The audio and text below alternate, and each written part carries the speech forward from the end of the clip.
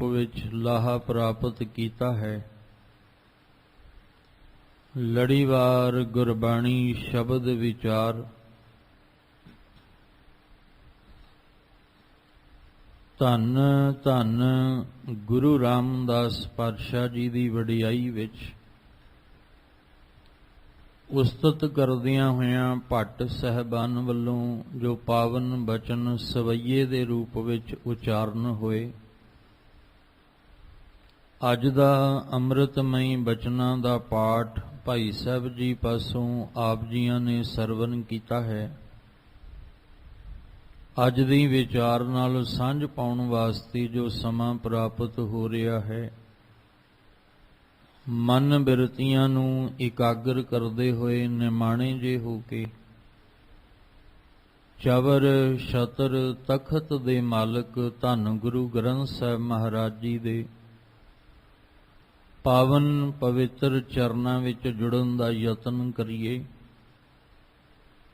ਭੱਟ ਸਾਹਿਬਾਨ ਜੋ ਗੁਰੂ ਪਾਤਸ਼ਾਹ ਜੀ ਦੀ ਉਸਤਤ ਵਿੱਚ ਅੰਮ੍ਰਿਤਮਈ ਬਚਨ ਉਚਾਰਨ ਕਰਦੇ ਨੇ, ਉਸ ਵਿਚਾਰ ਨੂੰ ਸਮਝਣ ਵਾਸਤੇ ਇੱਕ ਮਨ ਇੱਕ ਚਿੱਤ ਹੋ ਕੇ ਜੁੜਨ ਦਾ ਯਤਨ ਕਰੀਏ ਜੀ। ਵਾਹਿਗੁਰੂ ਸਾਹਿਬ ਜੀ। ਸਵਈਏ ਮਹੱਲੇ ਚੌਥੇ ਕੇ। ਇਕ ਓੰਕਾਰ ਸਤ ਗੁਰ ਪ੍ਰਸਾਦ।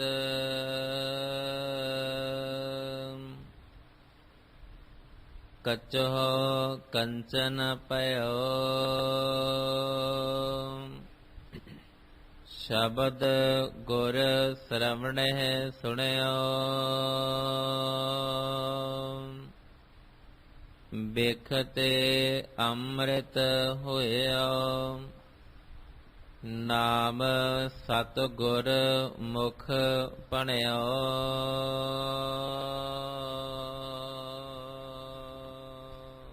ਆਪ ਜੀ ਰੋਜ਼ਾਨਾ ਇਸ ਅਸਥਾਨ ਤੋਂ ਲੜੀਵਾਰ ਗੁਰਬਾਣੀ ਸ਼ਬਦ ਵਿਚਾਰ ਦੇ ਨਾਲ ਜੁੜਦੇ ਆ ਰਹੇ ਹੋ।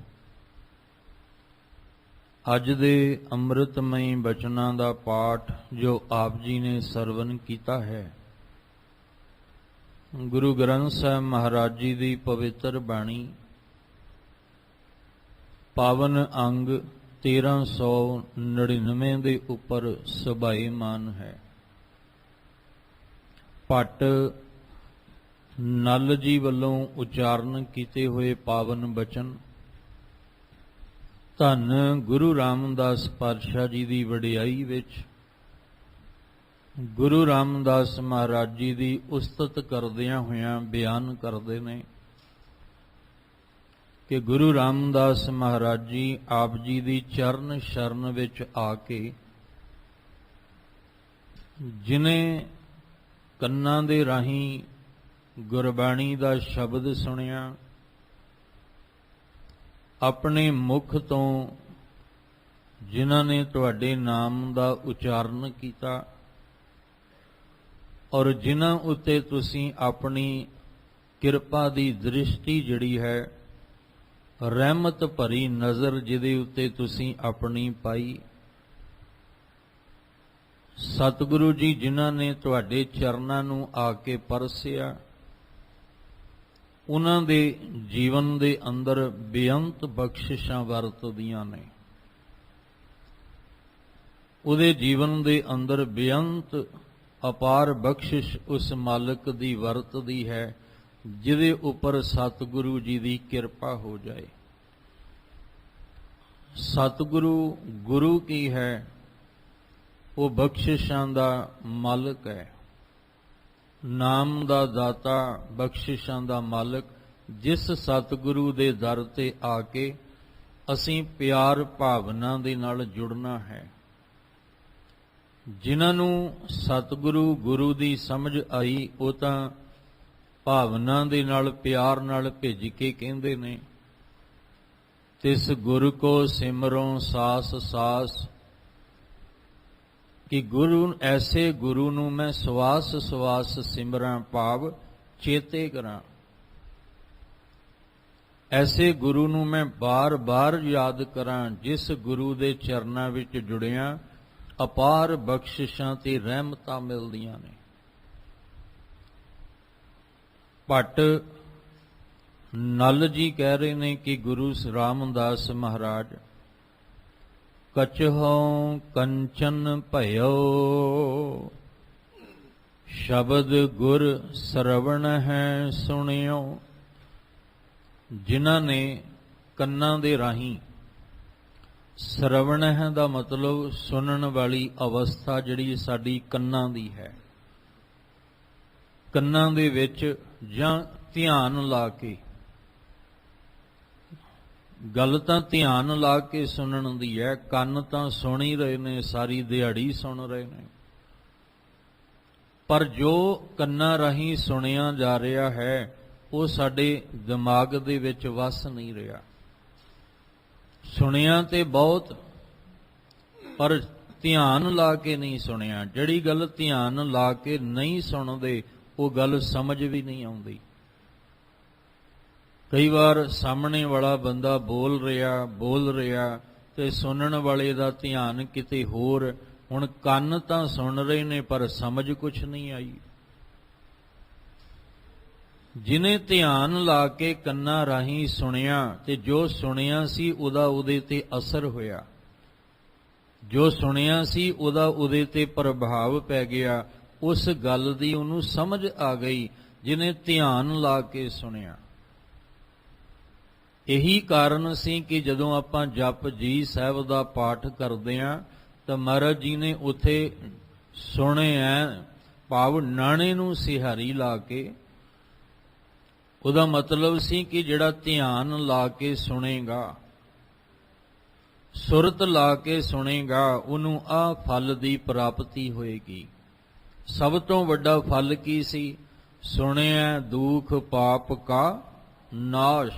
ਜੇ ਧਿਆਨ ਲਾ ਕੇ ਕਿਤੇ ਪਰਮੇਸ਼ਵਰ ਦਾ ਸੱਚਾ ਨਾਮ ਸੁਣ ਲਿਆ ਜਾਏ ਤੇ ਦੁੱਖ ਤੇ ਪਾਪ ਦਾ ਨਾਸ਼ ਹੋ ਜਾਂਦਾ ਹੈ।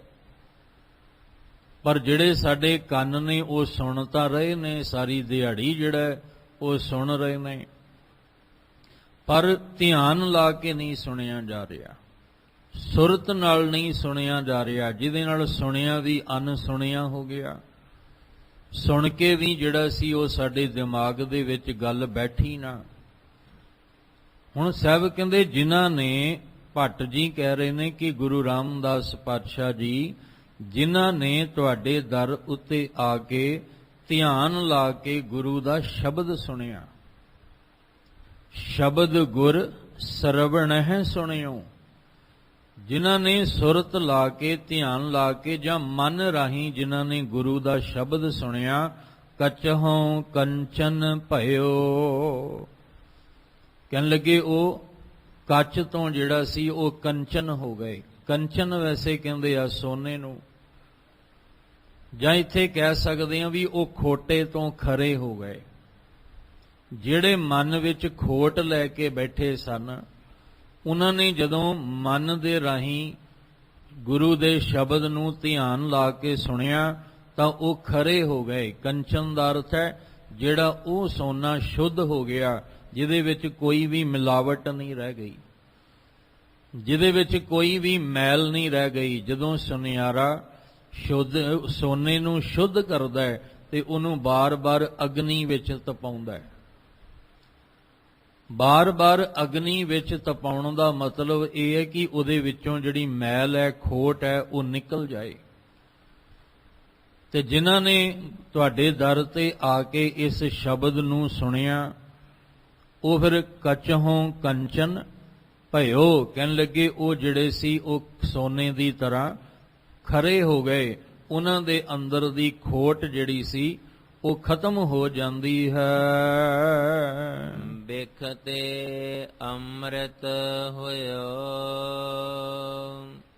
ਨਾਮ ਸਤ ਗੁਰ ਮੁਖ ਭਣਿਓ। ਗੁਰੂ ਰਾਮਦਾਸ ਪਾਤਸ਼ਾਹ ਜੀ, ਕਿਉਂਕਿ ਇਹ ਸਵਈਏ ਗੁਰੂ ਰਾਮਦਾਸ ਪਾਤਸ਼ਾਹ ਜੀ ਦੇ ਪਰਥਾਏ ਨੇ, ਉਸਤਤ ਵੀ ਗੁਰੂ ਰਾਮਦਾਸ ਪਾਤਸ਼ਾਹ ਜੀ ਦੀ ਹੈ। ਧੰਨ ਗੁਰੂ ਰਾਮਦਾਸ ਮਹਾਰਾਜ ਜੀਓ, ਜਿਨ੍ਹਾਂ ਨੇ ਤੁਹਾਡੇ ਚਰਨ ਸ਼ਰਨ ਦੇ ਵਿੱਚ ਆ ਕੇ ਆਪਣੇ ਮੁਖ ਵਿੱਚੋਂ ਸੱਚੇ ਨਾਮ ਦਾ ਉਚਾਰਨ ਜਿਹੜਾ ਹੈ ਉਹ ਕੀਤਾ। ਉਹਨਾਂ ਦੇ ਅੰਦਰ ਦੀ ਜਿਹੜੀ ਵਿਕਾਰਾਂ ਦੀ ਜ਼ਹਿਰ ਸੀ ਉਹ ਜ਼ਹਿਰ ਜਿਹੜੀ ਹੈ ਅੰਮ੍ਰਿਤ ਵਿੱਚ ਬਦਲ ਗਈ। ਉਹਨਾਂ ਦੇ ਅੰਦਰ ਜੋ ਕੜਵਾਹਟ ਸੀ ਉਹ ਮਿਠਾਸ ਦੇ ਵਿੱਚ ਬਦਲ ਗਈ। ਅੰਦਰ ਜੋ ਈਰਖਾ, ਨਫ਼ਰਤ, ਪਤਾ ਨਹੀਂ ਕਿੰਨੀ ਕੁ ਅੰਦਰ ਵਿਕਾਰਾਂ ਦੀ ਜ਼ਹਿਰ ਅੰਦਰ ਭਰੀ ਪਈ ਹੈ। ਤੇ ਜਦੋਂ ਇਦਾਂ ਦੀ ਵਿਚਾਰ ਆਵੇ ਤੇ ਬੜੀ ਵਾਰ ਆਪ ਜੀ ਨਾਲ ਸਾਂਝ ਪਾਈ ਕਿ ਅੱਜ ਤਾਂ ਜ਼ਹਿਰੀਲੇ ਜਾਨਵਰ ਵੀ ਇੰਨੇ ਜ਼ਹਿਰੀਲੇ ਨਹੀਂ ਜਿੰਨਾ ਇਨਸਾਨ ਜ਼ਹਿਰੀਲਾ ਹੈ। ਅੱਜ ਸਾਨੂੰ ਦੇਖੋ, ਇਨਸਾਨ ਤੋਂ ਇਨਸਾਨ ਨੂੰ ਖਤਰਾ, ਇਨਸਾਨ ਨੂੰ ਇਨਸਾਨ ਤੋਂ ਹੀ ਡਰ ਲੱਗਦਾ ਪਿਆ। ਪਸ਼ੂ ਤੇ ਜਾਨਵਰ ਉਹਦੇ ਕੋਲ ਨੇ, ਪਸ਼ੂ ਜਾਨਵਰ ਤੇ ਪੰਛੀਆਂ ਦੇ ਵਿੱਚ ਰਹਿੰਦਾ ਹੈ, ਪਰ ਡਰ ਕਿਹਦੇ ਤੋਂ ਹੈ? ਇਨਸਾਨ ਨੂੰ ਇਨਸਾਨ ਤੋਂ ਹੀ ਡਰ ਲੱਗਦਾ ਹੈ। ਅੱਜ ਦੇ ਹਾਲਾਤ ਹੀ ਆਪਾਂ ਵੇਖ ਲਈਏ ਤੇ ਬੰਦੇ ਨੂੰ ਕਿਹਦੇ ਤੋਂ ਸਭ ਤੋਂ ਵੱਧ ਡਰ ਲੱਗ ਰਿਹਾ? ਇਨਸਾਨ ਨੂੰ ਇਨਸਾਨ ਤੋਂ। ਅੱਜ ਤੇ ਉਹ ਕਹਿ ਲੋ ਕਿ ਗੱਲਬਾਤ ਤੋਂ ਵੀ ਗਿਆ, ਹੱਥ ਮਿਲਾਉਣ ਤੋਂ ਵੀ ਗਿਆ, ਮਿਲਣ ਤੋਂ ਵੀ ਗਿਆ, ਕੋਲ ਬੈਠਣ ਤੋਂ ਵੀ ਗਿਆ। ਐਸਾ ਮਾਹੌਲ ਜਿਹੜਾ ਉਹ ਸਮਾਜ ਦੇ ਵਿੱਚ ਬਣ ਗਿਆ। ਕਿਉਂ? ਕਿਉਂਕਿ ਇਨਸਾਨ ਦੀ ਹਰਕਤਾਂ ਔਰ ਕਰਤੂਤਾਂ, ਉਹਦਾ ਜੀਵਨ ਹੀ ਐਸਾ ਬਣ ਗਿਆ। ਪਰ ਇਹ ਉਹ ਗੁਰੂ ਸਾਹਿਬ ਦਾ ਦਰ ਹੈ ਜਿੱਥੇ ਅਸੀਂ ਵਿਕਾਰਾਂ ਦੀ ਜ਼ਹਿਰ ਲੈ ਕੇ ਆਵਾਂਗੇ ਤੇ ਜੇ ਆਪਣੇ ਮੁਖ ਤੋਂ ਸੱਚੇ ਨਾਮ ਦਾ ਉਚਾਰਨ ਕਰਾਂਗੇ ਤਾਂ ਸਾਡੀ ਜ਼ਹਿਰ ਵੀ ਅੰਮ੍ਰਿਤ ਵਿੱਚ ਬਦਲ ਜਾਏਗੀ। ਜਿਹੜੀ ਅੰਦਰ ਦੀ ਕੜਵਾਹਟ ਹੈ ਉਹ ਵੀ ਮਿਠਾਸ ਵਿੱਚ ਬਦਲ ਜਾਏਗੀ। ਪਰ ਉਹਦੇ ਵਿੱਚ ਸਤਿਗੁਰੂ ਦੀ ਰਹਿਮਤ ਹੋਣੀ ਚਾਹੀਦੀ ਹੈ, ਸਤਿਗੁਰੂ ਦੀ ਉਹਦੇ ਵਿੱਚ ਬਖਸ਼ਿਸ਼ ਹੋਣੀ ਚਾਹੀਦੀ ਹੈ। ਕਿਉਂਕਿ ਜਿੱਥੇ ਸਤਿਗੁਰੂ ਦੀ ਬਖਸ਼ਿਸ਼ ਵਰਤਦੀ ਹੈ ਉੱਥੇ ਤਾਂ ਕੋੜੇ ਰੀਠੇ ਵੀ ਮਿੱਠੇ ਹੋ ਜਾਂਦੇ ਨੇ, ਉਹਨਾਂ ਵਿੱਚ ਵੀ ਮਿਠਾਸ ਜਿਹੜੀ ਹੈ ਉਹ ਭਰ ਆਉਂਦੀ ਹੈ। ਦੇਖੋ ਤੁਸੀਂ, ਜਿਹੜੇ ਰੀਠੇ ਨੇ ਉਹਨਾਂ ਦੇ ਰੁੱਖ ਦੀਆਂ ਜੜ੍ਹਾਂ ਵਿੱਚ ਭਾਵੇਂ ਤੁਸੀਂ ਖੰਡ ਦੀ ਚਾਸ਼ਨੀ ਬਣਾ ਕੇ ਜਿੰਨਾ ਮਰਜ਼ੀ ਤੁਸੀਂ ਉਹਦੀਆਂ ਜੜ੍ਹਾਂ ਵਿੱਚ ਪਾਈ ਜਾਓ, ਪਾਈ ਜਾਓ, ਪਾਈ ਜਾਓ, ਪਰ ਕਦੇ ਉਹਨੇ ਮਿੱਠਾ ਨਹੀਂ ਜੇ ਹੋਣਾ। ਪਰ ਜੇ ਕਿਤੇ ਸਤਿਗੁਰੂ ਦੀ ਰਹਿਮਤ ਤੇ ਨਜ਼ਰ ਹੋ ਜਾਏ ਤਾਂ ਉਹ ਜਿਹੜਾ ਉਹਦੇ ਵਿੱਚ ਕੜਵਾਹਟ ਖਤਮ ਤੇ ਮਿਠਾਸ ਆ ਜਾਂਦੀ ਹੈ। ਇਸੇ ਤਰ੍ਹਾਂ ਕਹਿ ਰਹੇ ਨੇ ਗੁਰੂ ਸਾਹਿਬ ਜੀਓ, ਜਿੱਥੇ ਖੋਟੇ ਖਰੇ ਹੋ ਜਾਂਦੇ ਨੇ ਤੁਹਾਡੇ ਦਰ ਤੇ ਆ ਕੇ ਸ਼ਬਦ ਨੂੰ ਸੁਣ ਕੇ, ਬਿਖ ਤੇ ਅੰਮ੍ਰਿਤ ਹੋਇਓ, ਜ਼ਹਿਰ ਤੋਂ ਅੰਮ੍ਰਿਤ ਵਿੱਚ ਤਬਦੀਲ ਹੋ ਜਾਂਦੀ ਹੈ ਅਵਸਥਾ। ਭਾਵ ਜ਼ਹਿਰ ਕੀ ਹੁੰਦੀ ਹੈ? ਕੌੜੀ। ਅੰਮ੍ਰਿਤ ਕੀ ਹੁੰਦਾ? ਮਿੱਠਾ। ਜਿਨ੍ਹਾਂ ਦੀ ਜ਼ੁਬਾਨ ਤੇ ਹਰ ਵੇਲੇ ਕੜਵਾਹਟ ਰਹਿੰਦੀ ਹੈ, ਜਿਨ੍ਹਾਂ ਦੇ ਅੰਦਰ ਹਰ ਵੇਲੇ ਕੌੜਾਪਨ ਜਿਹੜਾ ਹਰ ਵੇਲੇ ਰਹਿੰਦਾ ਹੈ, ਅੰਦਰ ਈਰਖਾ ਨਫ਼ਰਤ ਭਰੀ ਰਹਿੰਦੀ ਹੈ, ਕਹਿੰਦੇ ਜੇ ਉਹ ਕਿਤੇ ਆ ਕੇ ਨਾਮ ਸਤਿਗੁਰ ਮੁਖ ਭਣਿਓ, ਦੋ ਅਰਥ ਨੇ ਕਿ ਸਤਿਗੁਰੂ ਦਾ ਨਾਮ ਆਪਣੇ ਮੁਖ ਤੋਂ ਉਚਾਰਨ ਕਰਨ। ਵੈਸੇ ਵੀ ਜਦੋਂ ਅਸੀਂ ਪਿਆਰ ਨਾਲ ਭਿੱਜ ਕੇ ਕਹਿੰਦੇ ਆ ਨਾ ਧੰਨ ਗੁਰੂ ਰਾਮਦਾਸ, ਤੇ ਸਾਡਾ ਹਿਰਦਾ ਬਖਸ਼ਿਸ਼ ਨਾਲ ਭਰ ਜਾਂਦਾ ਹੈ। ਗੁਰੂ ਰਾਮਦਾਸ ਜੀ ਦੇ ਨਾਮ ਵਿੱਚ ਹੀ ਇੰਨੀਆਂ ਬਖਸ਼ਿਸ਼ਾਂ ਨੇ ਕਿ ਗੁਰੂ ਰਾਮਦਾਸ ਬਸ ਹਿਰਦੇ ਵਿੱਚੋਂ ਭਾਵਨਾ ਨਾਲ ਕਹਿਣ ਨਾਲ ਹੀ ਹਿਰਦੇ ਵਿੱਚ ਬਖਸ਼ਿਸ਼ਾਂ ਭਰ ਜਾਂਦੀਆਂ ਨੇ। ਗੁਰੂ ਰਾਮਦਾਸ ਜੀ ਜਿਨ੍ਹਾਂ ਨੇ ਤੁਹਾਡੇ ਨਾਮ ਨੂੰ ਪਿਆਰ ਨਾਲ ਭਣਿਓ ਉਚਾਰਨ ਕੀਤਾ, ਉਹਦੀ ਰਸਨਾ ਤੇ ਕੜਵਾਹਟ ਰਹਿੰਦੀ ਨਹੀਂ, ਜ਼ਹਿਰ ਰਹਿੰਦੀ ਨਹੀਂ, ਉਹਦੀ ਰਸਨਾ ਤੇ ਅੰਮ੍ਰਿਤ ਵਰਗੀ ਮਿਠਾਸ ਆ ਜਾਂਦੀ ਹੈ। ਦੂਸਰਾ ਅਰਥ ਸਤਿਗੁਰ, ਜਿਨ੍ਹਾਂ ਨੇ ਤੁਹਾਡੇ ਰਾਹੀਂ ਸੱਚੇ ਨਾਮ ਨੂੰ ਆਪਣੇ ਮੁਖ ਤੋਂ ਭਣਿਆ, ਸੱਚੇ ਨਾਮ ਦਾ ਉਚਾਰਨ ਕੀਤਾ, ਉਹਦੇ ਅੰਦਰ ਵੀ ਜ਼ਹਿਰ ਜਿਹੜੀ ਹੈ ਉਹ ਅੰਮ੍ਰਿਤ ਵਿੱਚ ਤਬਦੀਲ ਹੋ ਜਾਂਦੀ ਹੈ। ਉਹਨਾਂ ਦੇ ਅੰਦਰ ਦੀ ਜਿਹੜੀ ਕੜਵਾਹਟ ਹੈ, ਕੌੜਾਪਨ ਜਿਹੜਾ ਉਹਨਾਂ ਦੇ ਅੰਦਰ ਹੈ, ਨਫ਼ਰਤ ਜਿਹੜੀ ਉਹਨਾਂ ਦੇ ਅੰਦਰ ਹੈ, ਕਹਿੰਦੇ ਉਹ ਵੀ ਮਿਲ ਵਰਤਨ ਦੇ ਵਿੱਚ ਬਦਲ ਜਾਂਦੀ। ਅੱਜ ਸਭ ਤੋਂ ਵੱਧ ਨਫ਼ਰਤ ਕਿਹਦੇ ਵਿੱਚ ਹੈ? ਅੰਮ੍ਰਿਤ ਬਾਣੀ ਵਿੱਚ ਆਪਾਂ ਬਚਨ ਪੜ੍ਹਦੇ ਹਾਂ 84 ਲੱਖ ਜੋਨ ਉਪਾਈ। ਹੁਣ ਜੇ ਦੇਖਿਆ ਜਾਏ ਤਾਂ ਸਭ ਤੋਂ ਵੱਧ ਨਫ਼ਰਤ ਕਿਹਦੇ ਵਿੱਚ ਹੈ? ਇਨਸਾਨ ਦੇ ਵਿੱਚ, ਮਨੁੱਖ ਦੇ ਵਿੱਚ। ਪਰ ਜੇ ਕਿਤੇ ਸਤਿਗੁਰੂ ਦੀ ਰਹਿਮਤ ਹੋ ਜਾਏ, ਸਤਿਗੁਰੂ ਦੇ ਚਰਨਾਂ 'ਚ ਨਾਮ ਆਪਣੇ ਮੁਖ ਤੋਂ ਉਚਾਰਨ ਭਾਵਨਾ ਨਾਲ ਕੀਤਾ ਜਾਏ ਤਾਂ ਬਿਖ ਤੇ ਅੰਮ੍ਰਿਤ ਹੋਇਓ, ਤਾਂ ਬਿਖ ਜਿਹੜਾ ਉਹ ਅੰਮ੍ਰਿਤ ਵਿੱਚ ਬਦਲ ਜਾਂਦਾ ਹੈ। ਭਾਵ ਕੁੜਤਨ ਜਿਹੜੀ ਹੈ ਉਹ ਮਿਠਾਸ ਵਿੱਚ ਬਦਲ ਜਾਂਦੀ ਹੈ। ਲੋਹ ਹੋਇਓ ਲਾਲ, ਨਦਰ ਸਤਿਗੁਰ ਜਦ ਧਾਰੈ। हे ਸੱਚੇ ਗੁਰੂ, ਸਤਿਗੁਰੂ ਦਾ ਰੂਪ ਧੰਨ ਗੁਰੂ ਰਾਮਦਾਸ ਪਾਤਸ਼ਾਹ ਜੀ, ਤੁਹਾਡੇ ਦਰ ਦੀ ਜੋ ਸਾਨੂੰ ਸਮਝ ਆਈ, ਭੱਟ ਨਲ ਜੀ ਕਹਿ ਰਹੇ ਨੇ ਕਿ ਜਿਹਦੇ ਉੱਤੇ ਤੁਸੀਂ ਆਪਣੀ ਨਜ਼ਰ ਧਾਰਦੇ ਹੋ, ਜਿਹਦੇ ਉੱਤੇ ਤੁਸੀਂ ਆਪਣੀ ਕਿਰਪਾ ਦ੍ਰਿਸ਼ਟੀ ਕਰਦੇ ਹੋ, ਜਿਹਦੇ ਉੱਪਰ ਤੁਸੀਂ ਆਪਣੀ ਮਿਹਰ ਦੀ ਨਜ਼ਰ ਕਰਦੇ ਹੋ, ਲੋਹ ਹੋਇਓ ਲਾਲ। ਉਹ ਲੋਹ ਤੋਂ, ਲੋਹੇ ਤੋਂ ਕਹਿਣ ਲੱਗੇ ਉਹ ਕੀਮਤੀ ਲਾਲ ਜਿਹੜਾ ਉਹ ਬਣ ਜਾਂਦਾ ਹੈ, ਜਿਹਦੇ ਉੱਤੇ ਸਤਿਗੁਰੂ ਜੀ ਤੁਹਾਡੀ ਰਹਿਮਤ ਨਜ਼ਰ ਜਿਹੜੀ ਹੈ ਉਹ ਹੋ ਜਾਂਦੀ ਹੈ। ਕਿਉਂਕਿ ਸਤਿਗੁਰ ਕੀ ਹੈ? ਸਤਿਗੁਰ ਪਾਰਸ ਹੈ। ਅਸੀਂ ਜਿਹੜਾ ਉਹ ਲੋਹੇ ਦੀ ਤਰ੍ਹਾਂ, ਲੋਹੇ ਦਾ ਮਤਲਬ ਹੁੰਦਾ ਜਿਹਦੇ ਵਿੱਚ ਕਈ ਪ੍ਰਕਾਰ ਦਾ ਜੰਗਾਲ ਲੱਗਾ ਹੋਇਆ, ਜਿਹੜਾ ਕਈ ਪ੍ਰਕਾਰ ਤੋਂ ਗਲਿਆ ਹੋਇਆ, ਜੰਗਾਲਿਆ ਹੋਇਆ ਹੈ। ਤੇ ਜੇ ਕਿਤੇ ਸਤਿਗੁਰੂ ਜੀ ਦੀ ਉਹਦੇ ਉੱਤੇ ਨਜ਼ਰ ਹੋ ਜਾਏ, ਕਿਰਪਾ ਦ੍ਰਿਸ਼ਟੀ ਹੋ ਜਾਏ, ਤੇ ਉਹਦੇ ਅੰਦਰ ਦਾ ਸਾਰਾ ਵਿਕਾਰਾਂ ਦਾ ਜੰਗਾਲ ਲੈ ਜਾਂਦਾ ਹੈ। ਉਹ ਕੀਮਤੀ ਲਾਲ ਜਿਹੜਾ ਉਹ ਬਣ ਜਾਂਦਾ ਹੈ, ਜਿਹਦੇ ਉੱਤੇ ਗੁਰੂ ਰਾਮਦਾਸ ਜੀ ਤੁਹਾਡੀ ਰਹਿਮਤ ਭਰੀ ਨਜ਼ਰ ਪੈ ਜਾਂਦੀ ਹੈ। ਪਾਹਣ ਮਾਣਕ ਕਰੈ, ਗਿਆਨ ਗੁਰ ਕਹਿਓ ਵਿਚਾਰੈ। ਗੁਰੂ ਰਾਮਦਾਸ ਪਾਤਸ਼ਾਹ ਉਹ ਪਾਹਣ ਤੋਂ ਮਾਣਕ ਬਣ ਜਾਂਦੇ ਨੇ।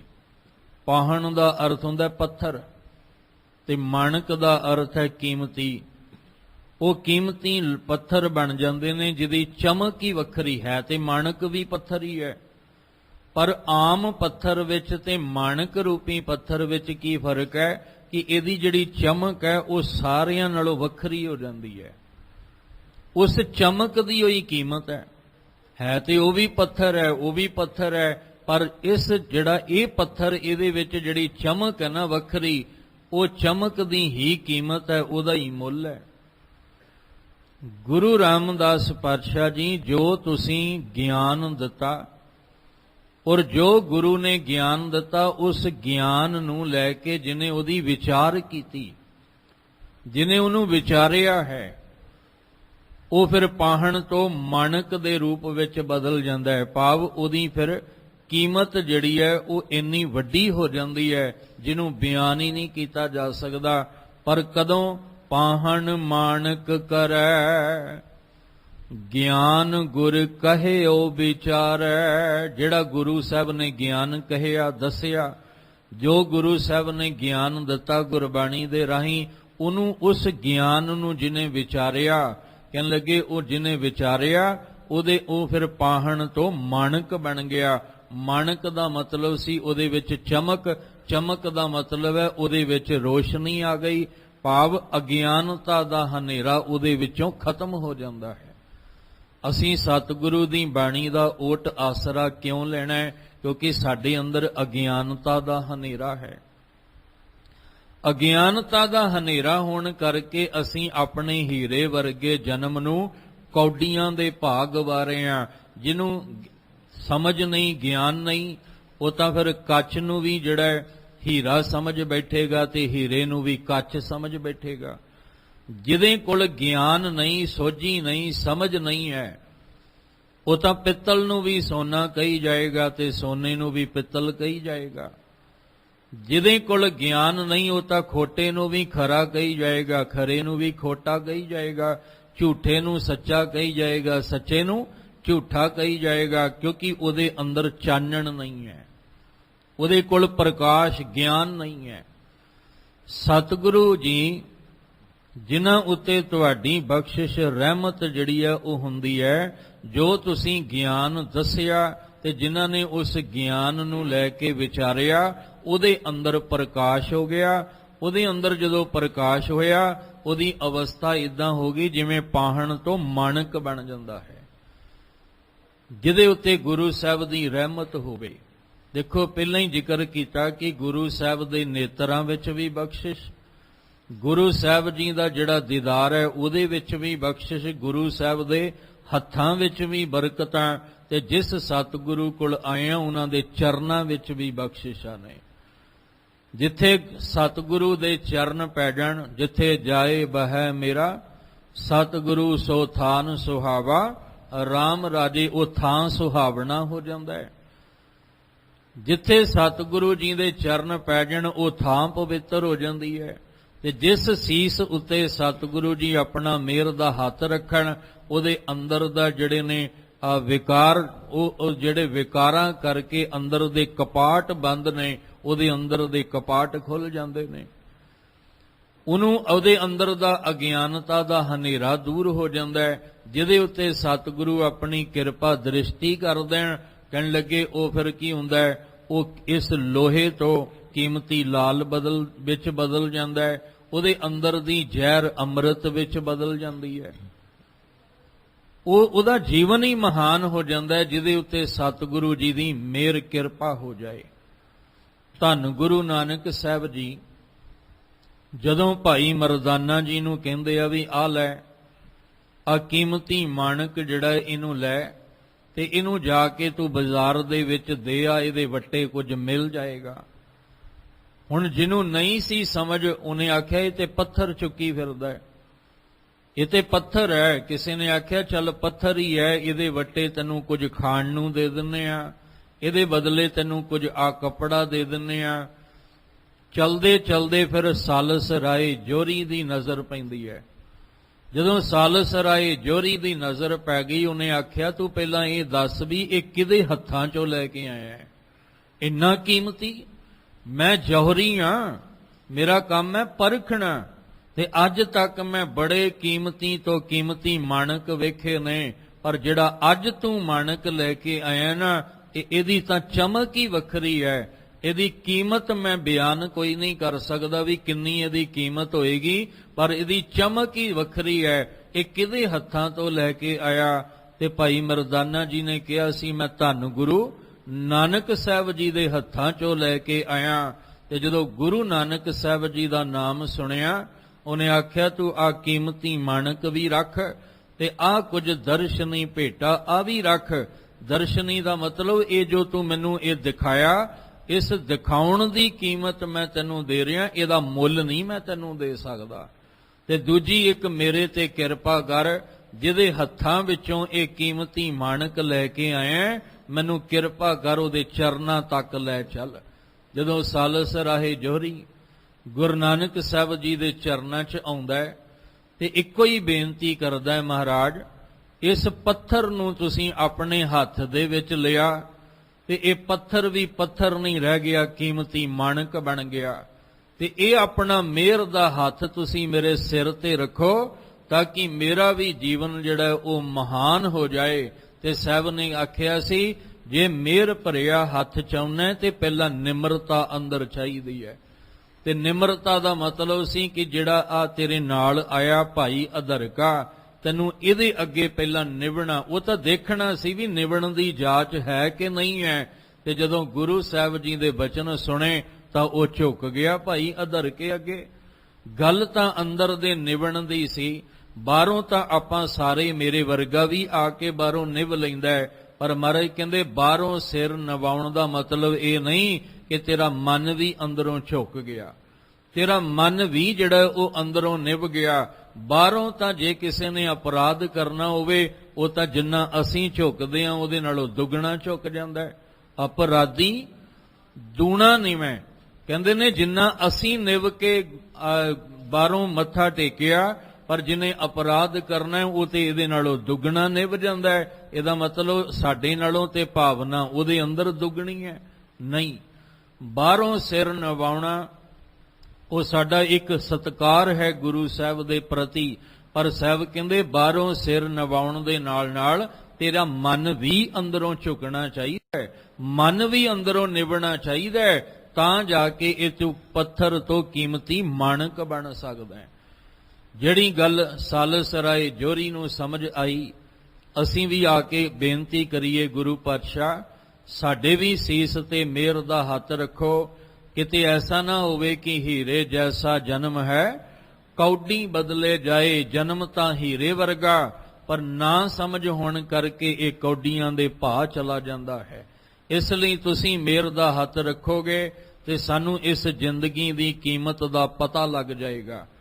ਸਤਿਗੁਰੂ ਗੁਰੂ ਹਰਿਕ੍ਰਿਸ਼ਨ ਸਾਹਿਬ ਮਹਾਰਾਜ ਸੱਚੇ ਪਾਤਸ਼ਾਹ ਜੀ ਭਾਈ ਝੀਵਰ ਦੇ ਉੱਤੇ, ਛੱਜੂ ਝੀਵਰ ਤੇ ਆਪਣੀ ਕਿਰਪਾ ਭਰੀ ਨਜ਼ਰ ਕਰਦੇ ਨੇ, ਮਿਹਰ ਦਾ ਹੱਥ ਸਿਰ ਤੇ ਰੱਖਦੇ ਨੇ।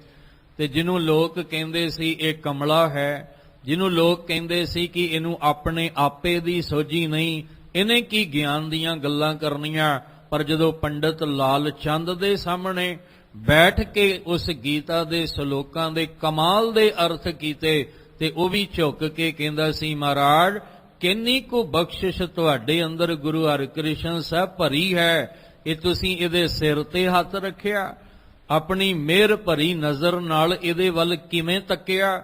ਸਤਿਗੁਰੂ ਜੀ ਜਿਹਨੂੰ ਲੋਕ ਕਮਲਾ ਕਹਿੰਦੇ ਸਨ, ਅੱਜ ਜਿਹੜੇ ਇਹਨੇ ਅਰਥ ਕਰਕੇ ਜਿਹੜੇ ਨੇ ਗੀਤਾ ਦੇ ਸ਼ਲੋਕਾਂ ਦੇ ਅਰਥ ਕਰਕੇ ਦਿਖਾਏ ਨੇ, ਅੱਜ ਮੇਰਾ ਅੰਦਰ ਇਹਦੇ ਅੱਗੇ ਝੁਕ ਗਿਆ।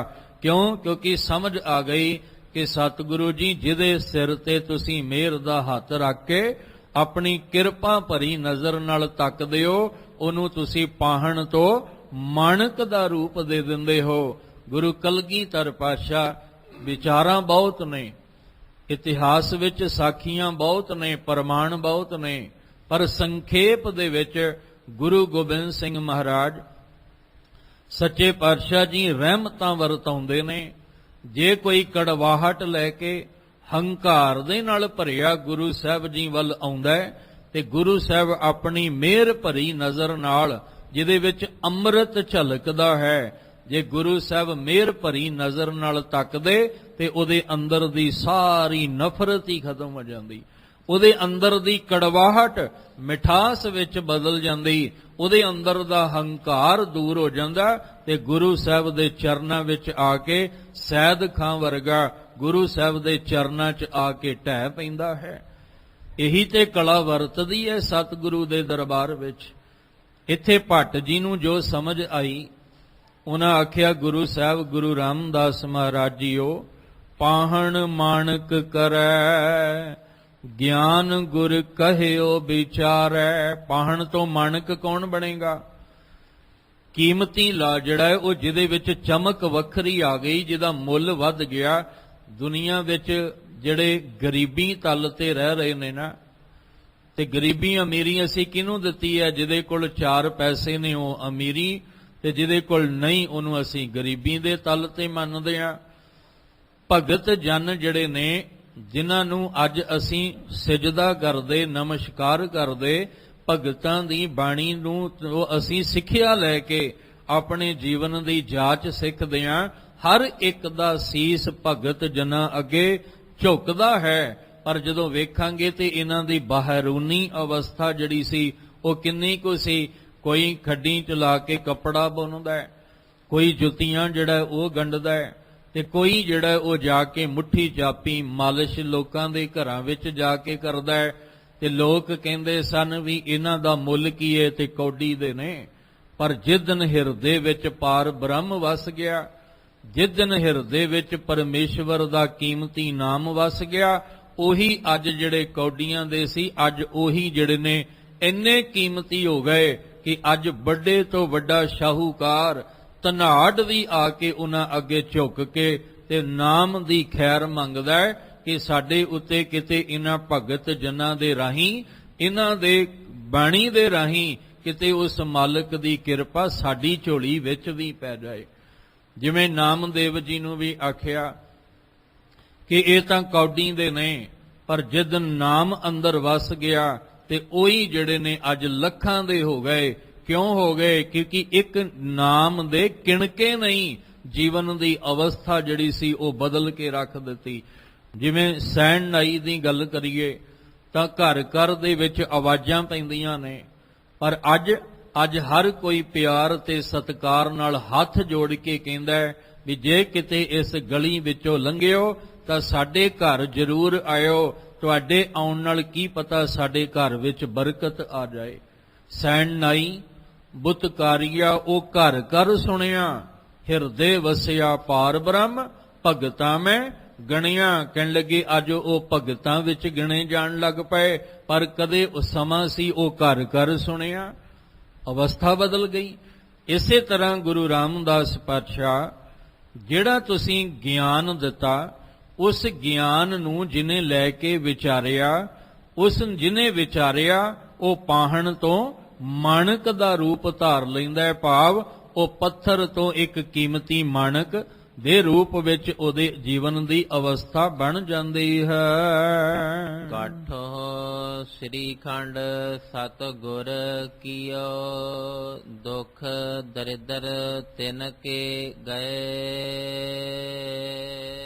ਗੁਰੂ ਰਾਮਦਾਸ ਮਹਾਰਾਜ ਜੀ ਜਿਨ੍ਹਾਂ ਉੱਤੇ ਤੁਸੀਂ ਆਪਣੀ ਮਿਹਰ ਭਰੀ ਨਜ਼ਰ ਨਾਲ ਕਿਰਪਾ ਕੀਤੀ, ਜਾਂ ਜਿਹੜੇ ਤੁਹਾਡੇ ਚਰਨਾਂ ਦੇ ਵਿੱਚ ਆ ਕੇ ਜੁੜ ਗਏ, ਸਤਿਗੁਰੂ ਜੀ ਤੁਸੀਂ ਕੀ ਕੀਤਾ? ਉਹਨਾਂ ਨੂੰ ਕਾਠੋ ਸ੍ਰੀ ਖੰਡ, ਸ੍ਰੀ ਖੰਡ ਦਾ ਅਰਥ ਹੁੰਦਾ ਹੈ ਚੰਦਨ, ਕਾਠੋ ਦਾ ਅਰਥ ਕਾਠ ਲੱਕੜ ਨੂੰ ਕਹਿੰਦੇ ਨੇ। ਲੱਕੜ ਤੋਂ ਤੁਸੀਂ ਉਹਨਾਂ ਨੂੰ ਚੰਦਨ ਦਾ ਰੂਪ ਦੇ ਦਿੱਤਾ। ਹੁਣ ਧਿਆਨ ਰੱਖਿਓ, ਆਮ ਜਿਹੜੀਆਂ ਲੱਕੜਾਂ ਨੇ, ਇਹਨਾਂ ਲੱਕੜਾਂ ਦੇ ਵਿੱਚ ਕੀ ਹੁੰਦਾ ਹੈ? ਅੱਗ ਹੁੰਦੀ ਹੈ, ਪਰ ਜਿਹੜਾ ਚੰਦਨ ਹੁੰਦਾ ਹੈ, ਇਸ ਚੰਦਨ ਦੇ ਵਿੱਚ ਠੰਡਕ ਹੁੰਦੀ ਹੈ। ਅਸੀਂ ਕਾਠ ਦੀ ਤਰ੍ਹਾਂ ਹਾਂ, ਉਹ ਕਾਠ ਦੀ ਤਰ੍ਹਾਂ ਜਿਹਦੇ ਵਿੱਚ ਹਰ ਵੇਲੇ ਜੀਉ ਤਪਤ ਹੈ, ਬਾਰੋ ਬਾਰ ਤਪ ਤਪ ਖਪੈ ਬਹੁਤ ਬੇਕਾਰ, ਜਿਹੜਾ ਹਰ ਵੇਲੇ ਵਿਕਾਰਾਂ ਦੀ ਅੱਗ ਦੇ ਵਿੱਚ ਤਪ ਰਿਹਾ ਹੈ। ਕਿੰਨੀ ਅੱਗ ਹੁੰਦੀ ਹੈ ਜੇ ਬਾਂਸ ਆਪਸ ਵਿੱਚ ਟਕਰਾ ਜਾਣ, ਤੇ ਕਈ ਵਾਰ ਜੰਗਲ ਦੇ ਵਿੱਚ ਜਿੰਨੇ ਰੁੱਖ ਨੇ ਉਹ ਸਾਰੇ ਸੜ ਕੇ ਸੁਆਹ ਹੋ ਜਾਂਦੇ। ਕਈ ਵਾਰ ਸੁਣਦੇ ਆ ਨਾ ਵੀ ਜੰਗਲ ਨੂੰ ਅੱਗ ਲੱਗ ਗਈ, ਉਹ ਅੱਗ ਐਸੀ ਭਿਆਨਕ ਰੂਪ ਧਾਰ ਗਈ ਕਿ ਸਾਰਾ ਜੰਗਲ ਹੀ ਸੜ ਕੇ ਸੁਆਹ ਹੋ ਗਿਆ, ਕਿਉਂਕਿ ਉਹਨਾਂ ਦੇ ਕੋਲ ਠੰਡਕ ਨਹੀਂ ਸੀ, ਉਹਨਾਂ ਦੇ ਕੋਲ ਠੰਡ ਪਾਉਣ ਵਾਲਾ ਉਹ ਗੁਣ ਨਹੀਂ ਸੀ, ਅੰਦਰ ਤਪ ਰਹੇ ਸੀ। ਜਦੋਂ ਤਪਣ ਵਾਲਾ ਟਕਰਾਇਆ ਤੇ ਉਹ ਹੋਰ ਤਪ ਗਏ।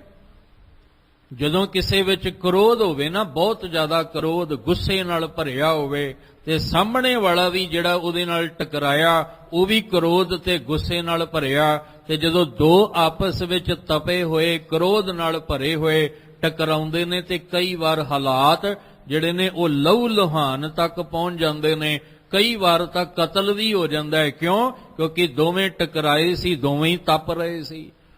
ਉਹ ਤਪੇ ਹੋਏ ਐਸੇ ਟਕਰਾਏ, ਇੱਕ ਦੂਜੇ ਦਾ ਲਹੂ ਵਹਾ ਦਿੱਤਾ, ਖੂਨ ਡੁੱਲ ਗਿਆ, ਇੱਕ ਦੂਜੇ ਦਾ ਜਿਹੜਾ ਸੀ ਕਤਲ ਤੱਕ ਹੋ ਗਿਆ।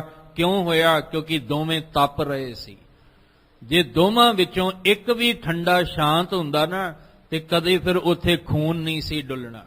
ਦੋਵਾਂ ਵਿੱਚੋਂ ਇੱਕ ਸ਼ਾਂਤ ਹੁੰਦਾ ਤਾਂ ਕਹਿਣ ਲੱਗੇ ਉੱਥੇ ਫਿਰ ਆਹ ਜਿਹੜੇ ਵਿਵਾਦ ਦੇ ਕਾਰਨ ਬਣ ਗਏ, ਇਹ ਨਹੀਂ ਸੀ ਬਣਨੇ। ਸਤਿਗੁਰੂ ਜੀ ਅਸੀਂ ਅੰਦਰੋਂ ਤਪੇ ਪਏ ਆ, ਕ੍ਰੋਧ ਵਿੱਚ, ਵਿਕਾਰਾਂ ਦੀ ਅੱਗ ਵਿੱਚ ਅੰਦਰ ਤਪੇ ਪਏ ਆ। ਸਾਡੇ ਅੰਦਰ ਵਿਕਾਰਾਂ ਦੀ ਅਗਨੀ ਬਲਦੀ ਪਈ ਹੈ, ਜਿਹਦੇ ਵਿੱਚ ਅਸੀਂ ਤਪ ਰਹੇ ਆ। ਤੁਸੀਂ ਜਦੋਂ ਆਪਣੇ ਮਿਹਰ ਭਰੀ ਨਜ਼ਰ ਕਰਦੇ ਹੋ ਤਾਂ ਸਾਡੇ ਅੰਦਰ ਉਹ ਠੰਡਕ ਭਰ ਦਿੰਦੇ ਹੋ, ਜਿਹੜੀ ਚੰਦਨ ਦੇ ਵਿੱਚ ਠੰਡਕ ਹੁੰਦੀ ਹੈ। ਦੋ ਗੁਣ ਹੁੰਦੇ ਨੇ ਚੰਦਨ ਦੇ ਵਿੱਚ, ਇੱਕ ਠੰਡਕ ਔਰ ਇੱਕ ਉਹਦੇ ਵਿੱਚ ਖੁਸ਼ਬੂ ਹੁੰਦੀ ਹੈ।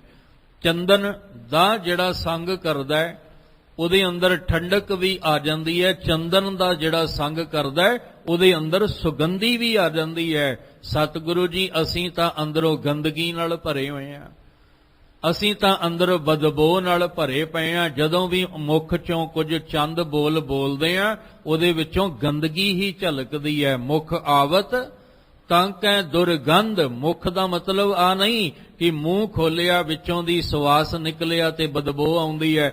ਉਹਦੇ ਲਈ ਤੇ ਤਰੀਕੇ ਬਹੁਤ ਨੇ ਸਾਡੇ ਕੋਲ। ਤੁਸੀਂ ਪਾਣੀ ਵਿੱਚ ਮਿਸ਼ਰਣ ਪਾਓ, ਗਰਾਰੇ ਕਰੋ, ਬਦਬੂ ਦੂਰ ਹੋ ਜਾਏਗੀ। ਤੁਸੀਂ ਰੋਜ਼ ਆਪਣੇ ਜਿਹੜੇ ਮੁਖ ਦੀ ਦੰਦਾਂ ਦੀ ਸਫਾਈ ਕਰੋ, ਬਦਬੂ ਦੂਰ ਹੋ ਜਾਏਗੀ। ਪਰ ਇਹ ਉਹ ਬਦਬੂ ਨਹੀਂ, ਇਹ ਉਹ ਬਦਬੂ ਹੈ ਜਿਹੜੀ ਅੰਦਰੋਂ ਸਾਡੇ ਕਾਮ, ਕ੍ਰੋਧ, ਲੋਭ, ਮੋਹ, ਅਹੰਕਾਰ ਦੇ ਕਰਕੇ ਸਾਡੇ ਬੋਲਾਂ ਵਿੱਚੋਂ ਦੀ ਝਲਕਦੀ ਹੈ। ਅਸੀਂ ਗੰਦੇ, ਭੈੜੇ, ਮਾੜੇ ਬੋਲ ਬੋਲਦੇ ਹਾਂ, ਉਹ ਗੰਦਗੀ ਹੋਈ ਨਿਕਲਦੀ ਅੰਦਰੋਂ। ਸਤਿਗੁਰੂ ਜੀ ਜਿਨ੍ਹਾਂ ਉੱਤੇ ਤੁਸੀਂ ਰਹਿਮਤ ਕੀਤੀ, ਉਹਨਾਂ ਦੇ ਵਿੱਚ ਦੋ ਗੁਣ ਜਿਹੜੇ ਸੀ ਉਹ ਭਰ ਦਿੱਤੇ। ਇੱਕ ਤਾਂ ਠੰਡਕ, ਉਹਨਾਂ ਦੇ ਤਪਦੇ ਹੋਏ ਹਿਰਦਿਆਂ ਨੂੰ ਠੰਡਾ ਕਰ ਦਿੱਤਾ, ਔਰ ਦੂਸਰਾ ਉਹਨਾਂ ਦੇ ਅੰਦਰੋਂ ਵਿਕਾਰਾਂ ਦੀ ਗੰਦਗੀ ਨੂੰ ਦੂਰ ਕਰਕੇ ਸ਼ੁਭ ਗੁਣਾਂ ਵਾਲੀ ਖੁਸ਼ਬੂ, ਉਹ ਸੁਗੰਧੀ ਜਿਹੜੀ ਸੀ ਤੁਸੀਂ ਉਹਨਾਂ ਅੰਦਰ ਭਰ ਦਿੰਦੇ ਹੋ। ਇਸ ਲਈ ਗੁਰੂ ਰਾਮਦਾਸ ਜੀਓ ਕਾਠੋਂ ਸ੍ਰੀਖੰਡ ਸਤਿਗੁਰ ਕੀਓ। ਸਤਿਗੁਰੂ ਦੇ ਰਾਰੇ ਨੂੰ ਸਿਹਾਰੀ ਸਤਿਗੁਰ ਨੇ, ਸੱਚੇ ਗੁਰੂ ਨੇ, ਜਿਹੜੇ ਕਾਠ ਦੀ ਤਰ੍ਹਾਂ, ਲੱਕੜ ਦੀ ਤਰ੍ਹਾਂ ਸਨ, ਉਹਨਾਂ ਨੂੰ ਫਿਰ ਗੁਰੂ ਸਾਹਿਬ ਨੇ ਚੰਦਨ ਦੀ ਤਰ੍ਹਾਂ ਉਹਨਾਂ ਅੰਦਰ ਠੰਡਕ ਤੇ ਸੁਗੰਧੀ ਜਿਹੜੀ ਹੈ ਉਹ ਭਰ ਦਿੱਤੀ।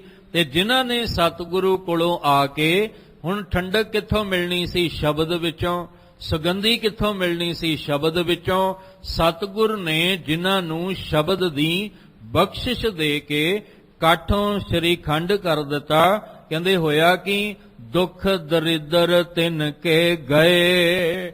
ਉਹ ਜਿਹੜੀ ਦੁੱਖ ਤੇ ਦਰਿਦਰੀ ਬਣੀ ਹੋਈ ਸੀ ਨਾ, ਕੰਗਾਲਤਾ, ਉਹਦੇ ਜੀਵਨ ਵਿੱਚੋਂ ਸਦਾ ਲਈ ਨਿਕਲ ਗਈ। ਹੁਣ ਧਿਆਨ ਰੱਖਿਓ, ਆਮ ਲੱਕੜ ਦੀ ਕੀਮਤ ਤੇ ਚੰਦਨ ਦੀ ਲੱਕੜ ਦੀ ਕੀਮਤ ਕਿੰਨੀ ਹੈ ਉਹ ਤੁਸੀਂ ਵੇਖ ਲਿਓ। ਆਮ ਲੱਕੜ ਦਾ ਮੁੱਲ ਕੁਝ ਵੀ ਨਹੀਂ ਚੰਦਨ ਦੀ ਲੱਕੜ ਦੇ ਅੱਗੇ, ਉਹਦਾ ਮੁੱਲ। ਦੂਜੀ ਗੱਲ, ਜਿੰਨੀਆਂ ਵੀ ਲੱਕੜਾਂ ਨੇ ਉਹ ਪਾਣੀ ਵਿੱਚ ਤਰ ਜਾਂਦੀਆਂ ਨੇ।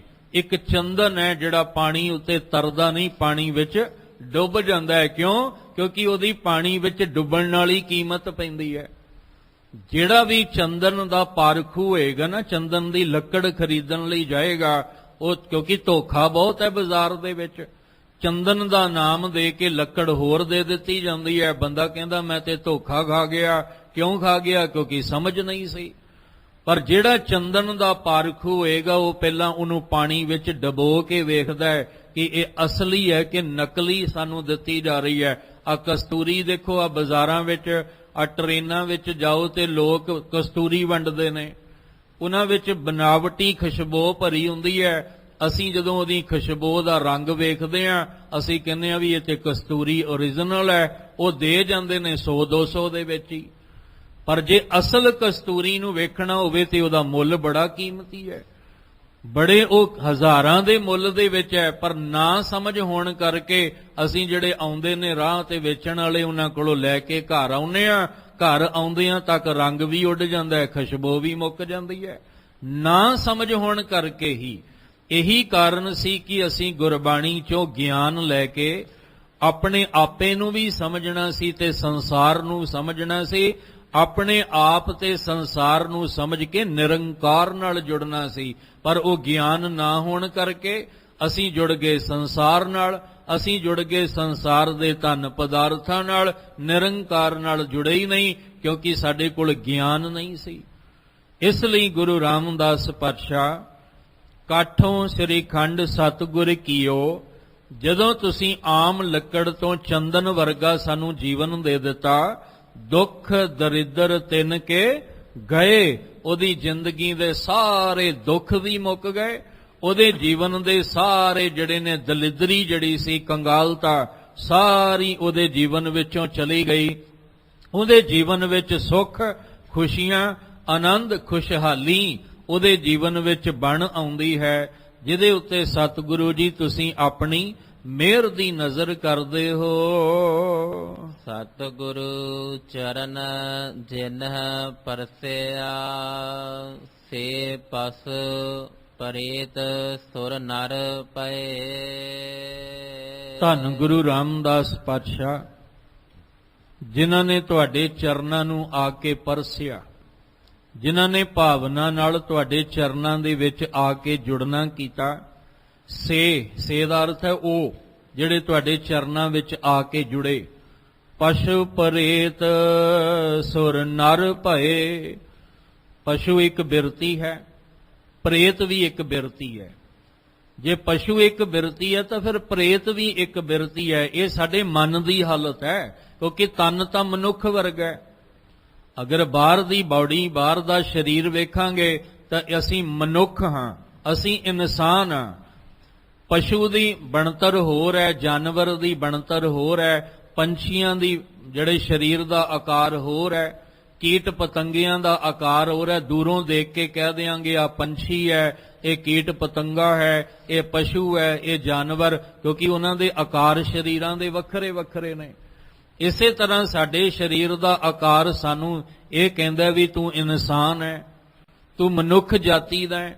ਪਰ ਜਿਹੜੀ ਸਾਡੇ ਮਨ ਦੀ ਅਵਸਥਾ ਹੈ ਨਾ, ਇਹ ਮਨ ਦੀ ਅਵਸਥਾ ਗਿਰਗਟ ਦੀ ਤਰ੍ਹਾਂ ਹੈ, ਜਿਹਦੇ ਰੰਗ ਬਦਲਦੇ ਰਹਿੰਦੇ ਨੇ। ਇਹ ਮਨ ਕੀ ਹੈ? ਮਨ ਪਸ਼ੂ ਵੀ ਹੈ, ਮਨ ਜਾਨਵਰ ਵੀ ਹੈ, ਮਨ ਜਿਹੜਾ ਉਹ ਪੰਛੀ ਦੀ ਤਰ੍ਹਾਂ ਵੀ ਹੈ, ਮਨ ਜਿਹੜਾ ਉਹ ਕੀਟ ਪਤੰਗੇ ਦੀ ਤਰ੍ਹਾਂ ਵੀ ਹੈ, ਮਨ ਜਿਹੜਾ ਇਹ ਪ੍ਰੇਤ ਵੀ ਹੈ, ਔਰ ਮਨ ਜਿਹੜਾ ਪਸ਼ੂ ਕਰਤੂਤ ਪਸ਼ੂ ਕੀ ਮਾਨਸ ਜਾਤ ਲੋਕ ਪਚਾਰਾ ਕਰੇ ਦਿਨ ਰਾਤ। ਹੁਣ ਪ੍ਰੇਤ ਦਾ ਮਤਲਬ ਕੀ ਹੈ?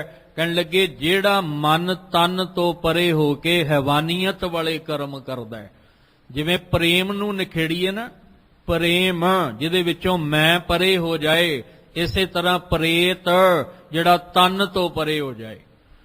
ਤਨ ਤੋਂ ਪਰੇ ਜਿਹੜਾ ਮਨ ਹੋ ਜਾਏ, ਉਹ ਮਨ ਨੂੰ ਭੁੱਲ ਜਾਂਦਾ ਵੀ ਮੈਂ ਮਨੁੱਖ ਹਾਂ, ਉਹਨੂੰ ਭੁੱਲ ਜਾਂਦਾ ਵੀ ਮੈਨੂੰ ਸਰੀਰਕ ਢਾਂਚਾ ਇਨਸਾਨੀਅਤ ਵਾਲਾ ਦਿੱਤਾ ਹੈ। ਉਹ ਮਨ ਤਨ ਤੋਂ ਪਰੇ ਹੋ ਕੇ ਫਿਰ ਹੈਵਾਨੀਅਤ ਵਾਲੇ ਕਰਮ ਕਰਦਾ ਹੈ, ਉਹ ਸ਼ੈਤਾਨੀਅਤ ਵਾਲੇ ਕਰਮ ਕਰਦਾ ਹੈ।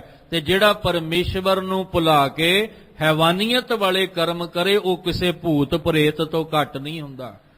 ਸਾਨੂੰ ਡਰਾਇਆ ਗਿਆ, ਸਾਨੂੰ ਜਿਹੜੇ ਨੇ ਸੀਨ ਬਣਾ ਕੇ ਜਾਂ ਕਲਿੱਪ ਬਣਾ ਕੇ ਫਿਲਮਾਂ ਰਾਹੀਂ ਉਹ ਭਿਆਨਕ ਤੋਂ ਭਿਆਨਕ ਦ੍ਰਿਸ਼ ਦਿਖਾ ਕੇ ਸਾਨੂੰ ਭੂਤਾਂ ਪ੍ਰੇਤਾਂ ਤੋਂ ਡਰਾਇਆ ਗਿਆ, ਤੇ ਲੋਕ ਡਰਦੇ ਵੀ ਨੇ। ਔਰ ਭੂਤਾਂ ਪ੍ਰੇਤਾਂ ਤੋਂ ਡਰਦੇ ਹੋਏ ਲੋਕ ਪਤਾ ਨਹੀਂ ਮੜੀਆਂ ਮਸਾਣਾ ਕਿੱਥੇ ਤੰਤਰਾਂ ਕੋਲ ਵੀ ਚਲੇ ਜਾਂਦੇ ਨੇ ਕਿ ਫਲਾਣੇ ਨੇ ਸਾਡੇ ਤੇ ਕੁਝ ਕਰ ਦਿੱਤਾ, ਫਲਾਣੇ ਦੀ ਸਾਡੇ ਤੇ ਕੁਝ ਹਵਾ ਹੋ ਗਈ, ਜਾਂ ਫਲਾਣੇ ਦੀ ਰੂਹ ਫਲਾਣੇ ਨੂੰ ਆ ਕੇ ਚਿੰਬੜ ਗਈ। ਇਹੋ ਜਿਹੇ ਬੜੇ ਭਰਮ ਸੰਸਾਰ ਵਿੱਚ ਨੇ। ਪਰ ਮਹਾਰਾਜ ਕਹਿੰਦੇ ਨੇ ਉਹ ਤਾਂ ਪਤਾ ਨਹੀਂ ਹੈ ਜਾਂ ਨਹੀਂ। ਆ ਜਿਹੜੇ ਜਿਉਂਦੇ ਭੂਤ ਫਿਰਦੇ ਨੇ, ਇਹਨਾਂ ਤੋਂ ਬਚ ਕੇ ਰਿਹਾ ਕਰ। ਇਹ ਜਿਹੜੇ ਜਿਉਂਦੇ ਭੂਤ ਪ੍ਰੇਤ ਨੇ ਨਾ, ਕੌਣ? ਕਹਿਣ ਲੱਗੇ ਜਿਨ੍ਹਾਂ ਅੰਦਰ ਪਰਮੇਸ਼ਵਰ ਦਾ ਨਾਮ ਨਹੀਂ ਵਸਦਾ, ਜਿਨ੍ਹਾਂ ਅੰਦਰ ਸ਼ੈਤਾਨੀਅਤ ਵਸਦੀ ਹੈ। ਆ ਜਿਹੜੀਆਂ ਧੀਆਂ ਭੈਣਾਂ ਦੀ ਇੱਜ਼ਤ ਨੂੰ ਰੋਲਦੇ ਨੇ, ਇਹਨਾਂ ਨੂੰ ਮਨੁੱਖ ਕਹੋਗੇ?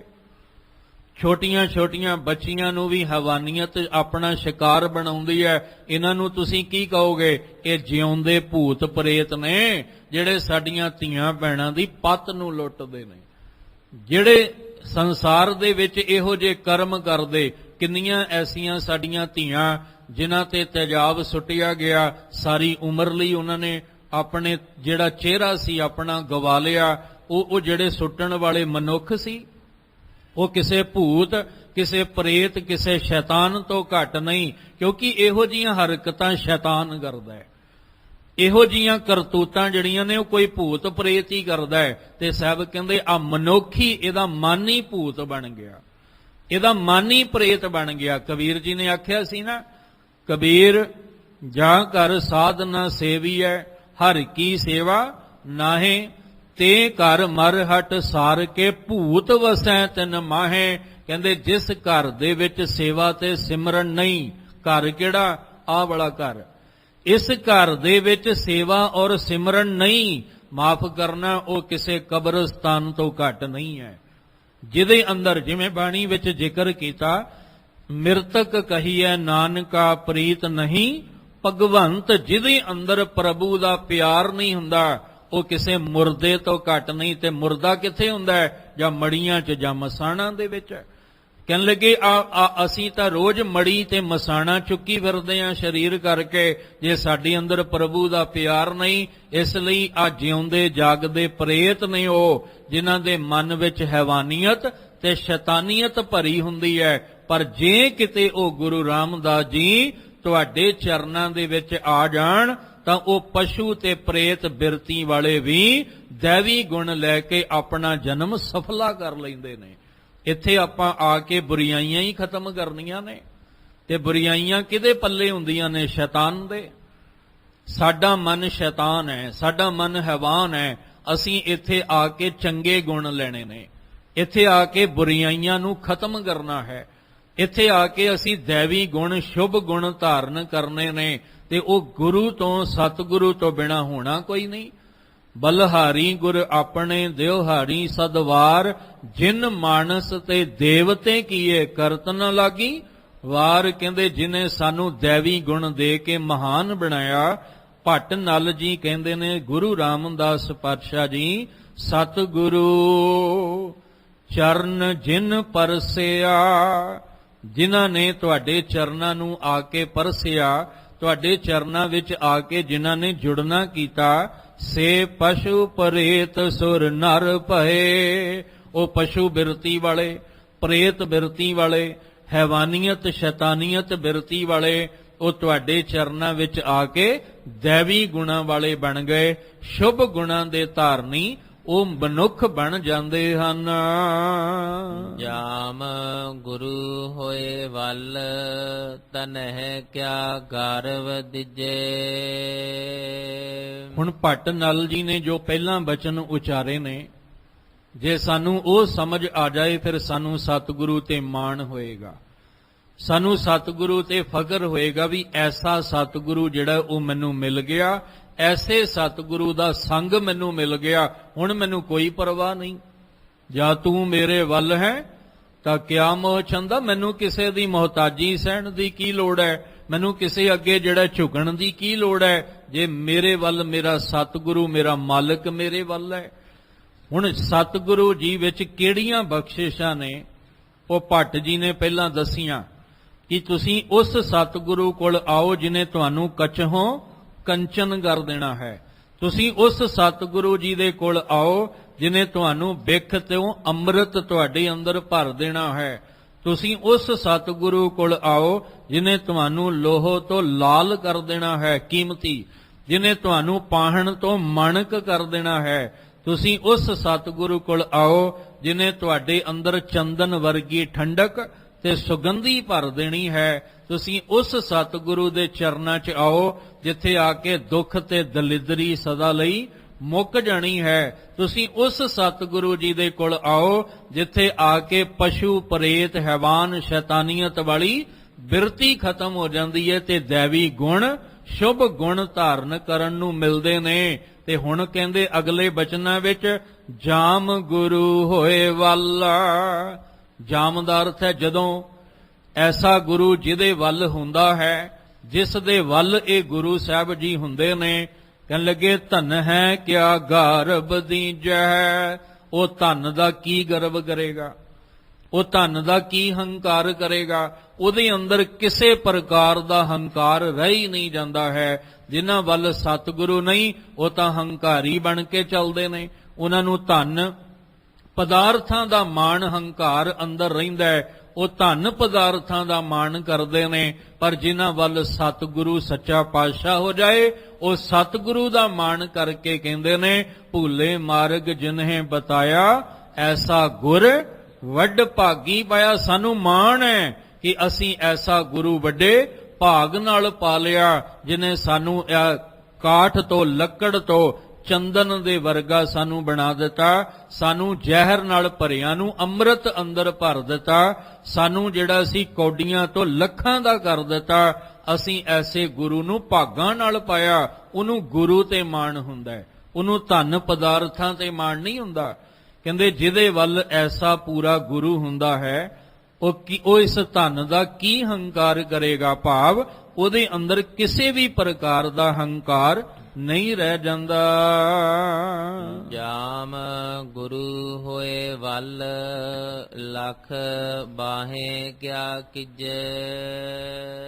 ਜਿਹਦੇ ਵੱਲ ਪੂਰਾ ਸਤਿਗੁਰੂ ਹੋਵੇ ਨਾ, ਕਹਿਣ ਲੱਗੇ ਉਹਨੂੰ ਇਹ ਸਮਝ ਆ ਜਾਂਦੀ ਹੈ, ਉਹ ਪਹਿਲਾਂ ਦੂਜਿਆਂ ਦੀਆਂ ਬਾਹਾਂ ਵੱਲ ਵੇਖਦਾ ਹੈ ਕਿ ਫਲਾਣੀ ਬਾਹ ਮੇਰਾ ਸਹਾਰਾ ਬਣੇਗੀ, ਫਲਾਣੀ ਬਾਹ ਜਿਹੜੀ ਹੈ ਉਹ ਮੇਰਾ ਆਸਰਾ ਬਣੇਗੀ।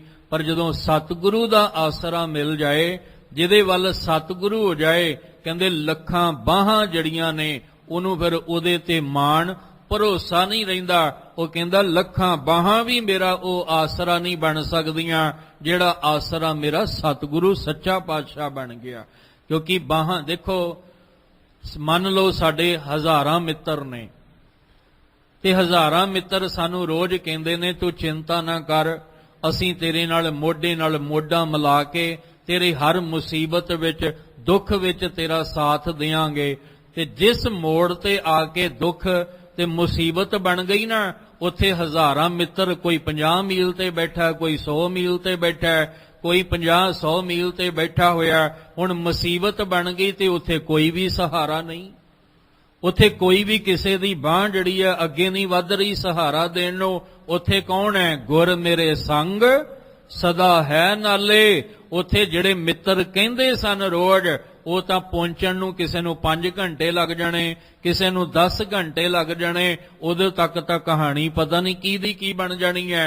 ਪਰ ਜਿਸ ਸਤਿਗੁਰੂ ਦਾ ਮੈਨੂੰ ਆਸਰਾ ਮਿਲਿਆ, ਕਹਿਣ ਲੱਗੇ ਉਸ ਆਸਰੇ ਦੇ ਅੱਗੇ ਇਹ ਲੱਖਾਂ ਬਾਹਾਂ ਕੁਛ ਵੀ ਨਹੀਂ ਹਨ। ਕਿਉਂਕਿ ਸਤਿਗੁਰੂ ਹਰ ਵੇਲੇ ਮੇਰੇ ਨਾਲ ਰਹਿ ਕੇ ਉਹ ਮੈਨੂੰ ਜਿੱਥੇ ਕਿਤੇ ਵੀ ਮੈਨੂੰ ਮੁਸੀਬਤ ਬਣਦੀ ਹੈ, ਕਿਤੇ ਵੀ ਮੁਸ਼ਕਲ ਬਣਦੀ ਹੈ, ਤੇ ਸਤਿਗੁਰੂ ਮੇਰਾ ਸਹਾਈ ਹੋ ਕੇ ਮੈਨੂੰ ਹਰ ਮੁਸੀਬਤ ਚੋਂ ਕੱਢ ਲੈਂਦਾ ਹੈ।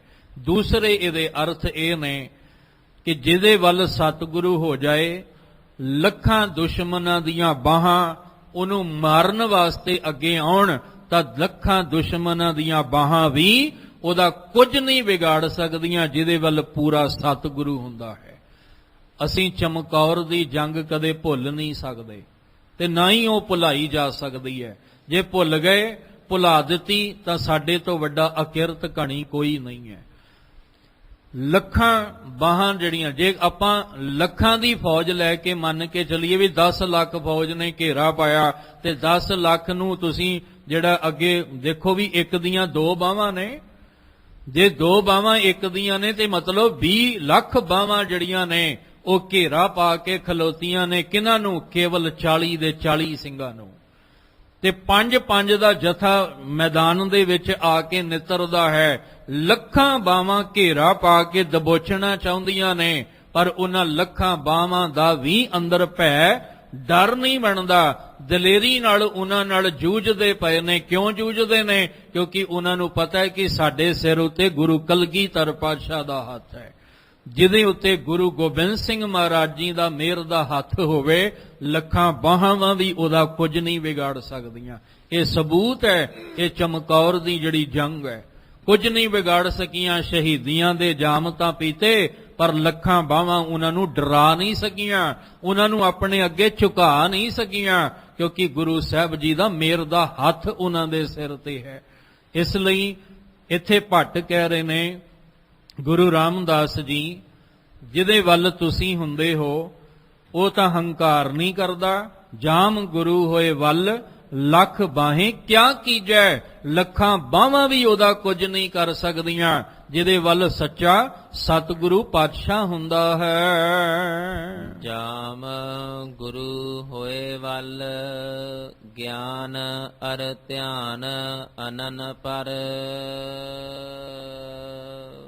ਸਤਿਗੁਰੂ ਗੁਰੂ ਰਾਮਦਾਸ ਪਾਤਸ਼ਾਹ ਜੀ, ਭੱਟ ਨਲ ਜੀ ਕਹਿੰਦੇ ਜੋ ਸਮਝ ਆਈ ਹੈ ਉਹ ਹੈ ਕਿ ਜਾਮ ਗੁਰੂ ਹੋਏ ਵੱਲ, ਜਦੋਂ ਗੁਰੂ ਜਿਸ ਵੱਲ ਹੋ ਜਾਵੇ, ਗਿਆਨ ਅਰ ਧਿਆਨ, ਗਿਆਨ ਔਰ ਧਿਆਨ ਜਿਹੜਾ ਹੈ ਅਨਨ ਪਰ। ਅਨਨ ਦੇ 2 ਅਰਥ ਵਿਦਵਾਨਾਂ ਨੇ ਕੀਤੇ ਨੇ। ਇੱਕ ਅਨਨ ਦਾ ਅਰਥ ਹੁੰਦਾ ਮੁੱਖ, ਪਰ ਦਾ ਰਾਰਾ ਜਿਹੜਾ ਉਹਨੂੰ ਸਿਹਾਰੀ ਲੱਗੀ ਹੋਈ ਹੈ। ਮੁੱਖ ਵਿੱਚ ਦਾ ਭਾਵ ਰਸਨਾ ਤੇ, ਮੁੱਖ ਉੱਤੇ ਰਸਨਾ ਉੱਤੇ। ਜਿਹਦੇ ਵੱਲ ਗੁਰੂ ਸਾਹਿਬ ਜੀ ਤੁਸੀਂ ਹੁੰਦੇ ਹੋ, ਉਹਦੀ ਰਸਨਾ ਤੇ ਗਿਆਨ ਔਰ ਧਿਆਨ ਆ ਕੇ ਉਹਦੇ ਉੱਤੇ ਉਹਦੀ ਰਸਨਾ ਤੇ ਟਿਕ ਜਾਂਦਾ ਹੈ। ਦੂਸਰੀ ਗੱਲ, ਅਨਨ ਨੂੰ ਜੇ ਆਪਾਂ ਥੋੜਾ ਨਖੇੜੀਏ ਤਾਂ ਅੰਨ ਨਾ ਦਾ ਮਤਲਬ ਹੁੰਦਾ ਹੈ ਕਿ ਜਿਹਨੂੰ ਸਤਿਗੁਰੂ ਜੀ ਜਿਹਦੇ ਵੱਲ ਤੁਸੀਂ ਹੋ ਕੇ ਗਿਆਨ ਤੇ ਧਿਆਨ ਦੀ ਬਖਸ਼ਿਸ਼ ਦਿੰਦੇ ਹੋ, ਉਹ ਕਿਸੇ ਹੋਰ ਦੇ ਵੱਲ ਜਾ ਕੇ ਕਿਸੇ ਹੋਰ ਦਾ ਧਿਆਨ ਨਹੀਂ ਧਰਦਾ ਤੇ ਕਿਸੇ ਹੋਰ ਦਾ ਗਿਆਨ ਹਾਸਲ ਨਹੀਂ ਕਰਦਾ। ਜਿਹਦੇ ਉੱਤੇ ਸਤਿਗੁਰੂ ਜੀ ਤੁਸੀਂ ਕਿਰਪਾ ਕਰਕੇ ਜਿਹਦੇ ਵੱਲ ਹੋ ਕੇ ਜਿਹਨੂੰ ਗਿਆਨ ਤੇ ਧਿਆਨ ਦੀ ਬਖਸ਼ਿਸ਼ ਦਿੰਦੇ ਹੋ, ਉਹਨੂੰ ਕਿਸੇ ਹੋਰ ਦੀ ਲੋੜ ਨਹੀਂ ਪੈਂਦੀ। ਉਹ ਕਿਸੇ ਹੋਰ ਦੇ ਆਸਰੇ ਨਹੀਂ ਜਿਉਂਦਾ। ਜਿਹਨੂੰ ਗੁਰੂ ਗ੍ਰੰਥ ਸਾਹਿਬ ਜੀ ਦੀ ਬਾਣੀ ਚੋਂ ਗਿਆਨ ਮਿਲ ਗਿਆ, ਉਹ ਕਦੀ ਕਿਸੇ ਹੋਰ ਦਾ ਗਿਆਨ ਲੈਣ ਚੱਲੇਗਾ? ਕਦੇ ਨਹੀਂ ਚੱਲੇਗਾ। ਜਿਹਦਾ ਧਿਆਨ ਗੁਰਬਾਣੀ ਰਾਹੀਂ ਪਰਮੇਸ਼ਵਰ ਦੇ ਚਰਨਾਂ ਵਿੱਚ ਟਿਕ ਗਿਆ, ਉਹਨੂੰ ਕਿਸੇ ਹੋਰ ਦਾ ਧਿਆਨ ਧਰਨ ਦੀ ਲੋੜ ਹੈ? ਉਹਨੂੰ ਕਿਸੇ ਹੋਰ ਦਾ ਧਿਆਨ ਧਰਨ ਦੀ ਲੋੜ ਨਹੀਂ, ਕਿਉਂਕਿ ਸਾਰਾ ਕੁਝ ਤਾਂ ਗੁਰੂ ਦੀ ਬਾਣੀ ਵਿੱਚੋਂ ਬਖਸ਼ਿਸ਼ਾਂ ਮਿਲਦੀਆਂ। ਇੱਥੇ ਕਹਿ ਰਹੇ ਨੇ ਕਿ ਗੁਰੂ ਸਾਹਿਬ ਜੀ ਜਾਮ ਗੁਰੂ ਹੋਏ ਵੱਲ, ਜਿਹਦੇ ਵੱਲ ਸੱਚਾ ਗੁਰੂ ਹੁੰਦਾ ਹੈ, ਉਹਨੂੰ ਗਿਆਨ ਤੇ ਧਿਆਨ ਦੀ ਪ੍ਰਾਪਤੀ ਹੋ ਜਾਂਦੀ ਹੈ। ਉਹਨੂੰ ਕਿਸੇ ਹੋਰ ਦੇ ਕੋਲੋਂ ਗਿਆਨ ਤੇ ਧਿਆਨ ਲੈਣ ਦੀ ਲੋੜ ਨਹੀਂ ਪੈਂਦੀ ਹੈ। ਜਾਮ ਗੁਰੂ ਹੋਏ ਵੱਲ, ਸ਼ਬਦ ਸਾਖੀ ਸੋ ਸੱਚਾ ਘਰ। ਜਿਹਦੇ ਵੱਲ ਗੁਰੂ ਸਾਹਿਬ ਜੀ ਦਾ ਆਸਰਾ ਬਣ ਜਾਏ, ਜਿਹਦੇ ਵੱਲ ਸਤਿਗੁਰੂ ਪਾਤਸ਼ਾਹ ਹੋ ਜਾਏ, ਕਹਿਣ ਲੱਗੇ ਜਿਹਦੇ ਪੱਖ ਵਿੱਚ ਗੁਰੂ ਖਲੋਤੇ ਹੋਣ, ਉਹਦੇ ਕੋਲ ਕੀ ਹੁੰਦਾ ਹੈ? ਸ਼ਬਦ। ਗੁਰੂ ਨੇ ਕੀ ਦਿੱਤਾ ਹੈ ਸਾਨੂੰ? ਸ਼ਬਦ। ਗੁਰੂ ਸੁਰਤ ਧੁਨ ਚੇਲੇ ਦੀ ਦਾਤ ਦਿੱਤੀ ਹੈ। ਕਹਿੰਦੇ ਉਹਦੇ ਕੋਲ ਹੁੰਦਾ ਹੈ ਸ਼ਬਦ, ਤੇ ਸ਼ਬਦ ਦਾ ਅਭਿਆਸ ਉਹ ਕਰਦਾ ਜਿਹਦੇ ਵੱਲ ਗੁਰੂ ਹੋਵੇ, ਤੇ ਸ਼ਬਦ ਉਹਦੇ ਲਈ ਸਿੱਖਿਆ ਵੀ ਬਣ ਜਾਂਦਾ ਹੈ। ਸ਼ਬਦ ਉਹਦੇ ਲਈ ਸਾਖੀ, ਉਹਦੇ ਲਈ ਗਵਾਹੀ ਭਰਨ ਵਾਲਾ ਗਵਾਹ ਵੀ ਬਣ ਜਾਂਦਾ ਹੈ। ਤੇ ਉਸ ਜਿੱਥੇ ਸਾਡਾ ਨਿਬੇੜਾ ਹੋਣਾ ਨਾ, ਸੱਚੇ ਦਰਬਾਰ ਦੇ ਵਿੱਚ, ਕਿਹੜਾ ਸੱਚਾ ਦਰਬਾਰ? ਆ ਜਿਹੜੇ ਦੁਨੀਆ ਵਿੱਚ ਬਣਾਏ ਨਹੀਂ, ਉਸ ਮਾਲਕ ਦੇ ਘਰ ਸੱਚਾ ਤੇਰਾ ਦਰਬਾਰ, ਸੱਚਾ ਤੁਧ ਤਖਤ, ਸਿਰਸ਼ਾਹਾਂ ਪਾਤਸ਼ਾਹ ਨੇਚਲ ਚੌਰ ਛੱਤ। ਜਦੋਂ ਸੱਚੇ ਦੇ ਦਰ ਉਤੇ ਸਾਡੀਆਂ ਚੰਗਿਆਈਆਂ ਤੇ ਬੁਰੀਆਈਆਂ ਦਾ ਨਿਬੇੜਾ ਹੁੰਦਾ ਹੈ, ਜਿੱਥੇ ਕਹਿੰਦੇ ਧਰਮ ਰਾਏ ਜਬ ਲੇਖਾ ਮੰਗੈ ਕਿਆ ਮੁਖ ਲੈ ਕੇ ਜਾਏਗਾ। ਕਹਿੰਦੇ ਜਿੱਥੇ ਸਾਡਾ ਚੰਗੇ ਤੇ ਮਾੜੇ, ਚੰਗਿਆਈਆਂ ਬੁਰੀਆਈਆਂ ਵਾਚੈ ਧਰਮ ਹਦੂਰ, ਉੱਥੇ ਕਹਿੰਦੇ ਸ਼ਬਦ ਤੇਰਾ ਜਿਹੜਾ ਉਹ ਸਾਖੀ ਬਣ ਜਾਏਗਾ, ਤੇਰਾ ਗਵਾਹ ਬਣ ਜਾਏਗਾ। ਤੇ ਉਸ ਸ਼ਬਦ ਨੇ ਜਦੋਂ ਤੇਰੀ ਗਵਾਹੀ ਭਰ ਦਿੱਤੀ, ਸੋ ਸੱਚਾ ਹੈ ਘਰ। ਘਰ ਦੇ ਰਾਰੀ ਨੂੰ ਸਿਹਾਰੀ ਹੈ। ਬਾਣੀ ਪੜਨ ਵਾਲੇ ਧਿਆਨ ਰੱਖਣ ਕਿ ਘਰ ਵਿੱਚ ਉਹਦਾ ਵਾਸਾ ਫਿਰ ਸੱਚ ਦੇ ਘਰ ਵਿੱਚ ਹੋ ਜਾਂਦਾ ਹੈ। ਤੇ ਸੱਚ ਦਾ ਘਰ ਕਿਹੜਾ ਹੈ? ਇੱਕੋ ਹੀ ਹੈ, ਪਰਮੇਸ਼ਵਰ।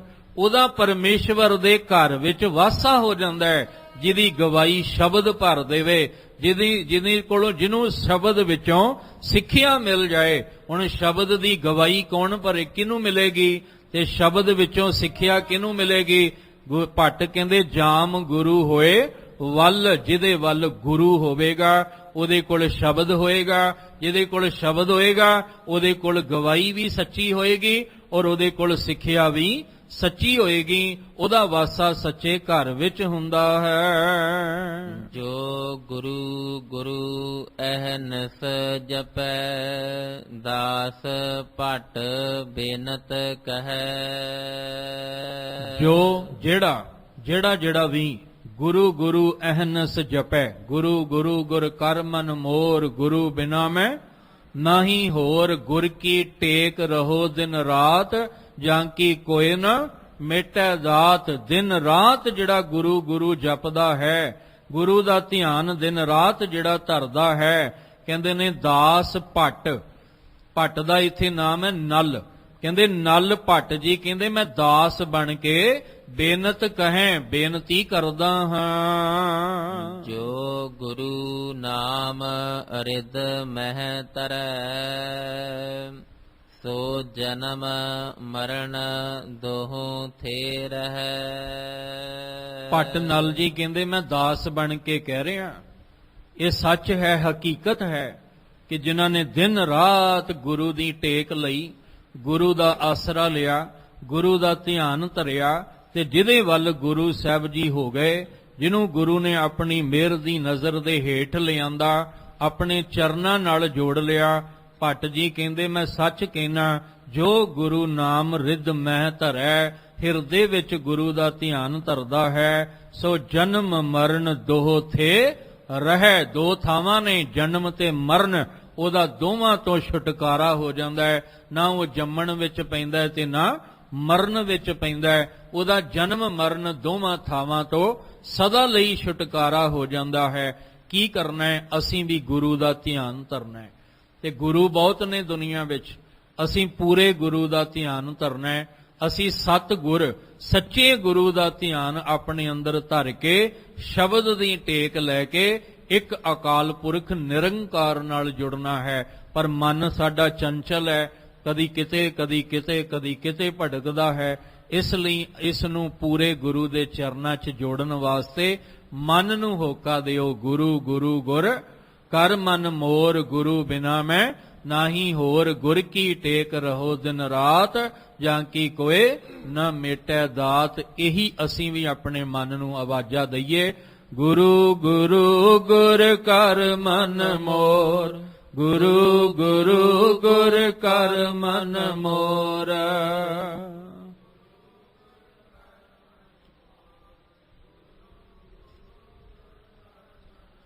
ਗੁਰੂ ਬਿਨਾ ਮੈਂ ਨਾਹੀ ਹੋਰ, ਗੁਰੂ ਬਿਨਾ ਮੈਂ ਨਾਹੀ ਹੋਰ।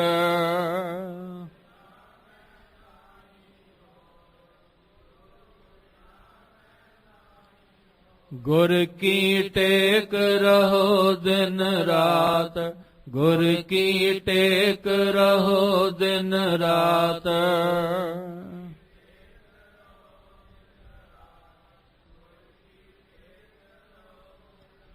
ਜਾ ਕੀ ਕੋਇ ਨ ਮੇਟੈ ਦਾਤ, ਜਾ ਕੀ ਕੋਇ ਨ ਮੇਟੈ ਦਾਤ।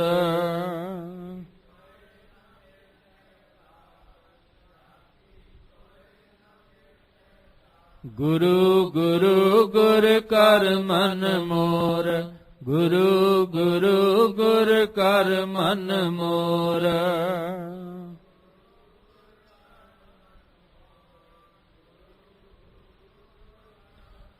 ਆਪਣੇ ਆਪਣੇ ਮਨ ਨੂੰ ਆਵਾਜ਼ ਦਈਏ, ਹੋਕਾ ਦਈਏ ਕਿ ਮਨ ਤੂੰ ਸਤਿਗੁਰੂ ਜੀ ਦੇ ਚਰਨਾਂ ਵਿੱਚ ਆ ਕੇ ਜੁੜ। ਜਿਨ੍ਹਾਂ ਨੇ ਗੁਰੂ ਦਾ ਧਿਆਨ ਆਪਣੇ ਹਿਰਦੇ 'ਚ ਧਰਿਆ ਉਹ ਜਨਮ ਔਰ ਮਰਨ ਦੋਵਾਂ ਥਾਵਾਂ ਤੋਂ ਸਦਾ ਲਈ ਮੁਕਤ ਹੋ ਜਾਂਦੇ ਨੇ। ਅਸੀਂ ਵੀ ਐਸੇ ਸਤਿਗੁਰੂ ਦੇ ਚਰਨਾਂ 'ਚ ਆ ਕੇ ਜੁੜੀਏ। ਜਿਹੜੇ ਜੁੜਦੇ ਨੇ ਮੁਬਾਰਕ ਹੈ। ਸਤਿਗੁਰੂ ਤੁਹਾਨੂੰ ਸਾਰਿਆਂ ਨੂੰ ਚੜ੍ਹਦੀ ਕਲਾ ਵਾਲਾ ਜੀਵਨ ਬਖਸ਼ਣ, ਦੁੱਖ ਦਲਿਦਰੀ ਸਦਾ ਲਈ ਮੁੱਕ ਜਾਏ। ਅੱਜ ਦੇ ਅੰਮ੍ਰਿਤਮਈ ਬਚਨਾਂ ਦੀ ਵਿਚਾਰ ਕਰਦਿਆਂ ਬੇਅੰਤ ਭੁੱਲਾਂ ਹੋਈਆਂ ਸਤਿਗੁਰੂ ਬਖਸ਼ ਦੇਣ, ਅੱਗੇ ਤੋਂ ਮੇਰ ਦਾ ਹੱਥ ਰੱਖ ਕੇ ਨਿਵਾਜ ਲੈਣ। ਅੱਜ ਦੇ ਜੋ ਪਾਵਨ ਬਚਨ ਭੱਟ ਨਲ ਜੀ ਦੇ ਨੇ ਆਪਣੇ ਹਿਰਦੇ ਵਿੱਚ ਵਸਾ ਲਈਏ। ਜੋ ਗੁਰੂ ਗੁਰੂ ਅਹਨਸ ਜਪੈ, ਦਾਸ ਭੱਟ ਬੇਨਤ ਕਹੈ। ਜੋ ਗੁਰੂ ਨਾਮ ਅਰਿਦ ਮਹਿ ਤਰੈ, ਸੋ ਜਨਮ ਮਰਨ ਦੋਹੁ ਥੇ ਰਹੈ। ਵਾਹਿਗੁਰੂ ਜੀ ਕਾ ਖਾਲਸਾ